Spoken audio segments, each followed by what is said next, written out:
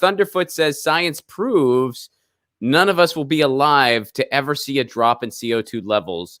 Check him out. I hope that's not the case. Is that the case, Peter? That's likely the case, because unless we do figure out a way to suck the CO2 out of the atmosphere that we've already emitted, it stays up there for decades. So it's like it's going up. Then it'll be this like, even if we reduce as quickly as we can, it's like this sine wave, and it'll gradually start to come down. But I think the period, I suppose it's possible for somebody who's just being born now, they might start to see the CO2 in the atmosphere start to go down.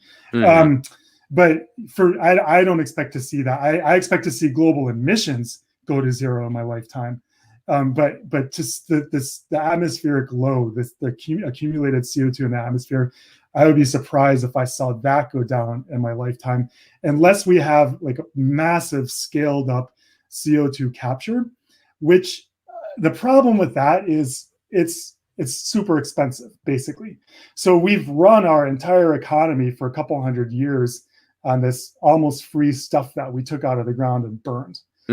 And to run that backwards basically means we have to pay for everything in reverse. Like all of those economic benefits, we kind of have to pay that back. It's like we took out this loan from the planet, and we effectively have to pay it back by kind of running those thermodynamic processes in reverse. So you could do it, but you would take infrastructure maybe on the order of 10 times, what we have right now for extracting the fossil fuels.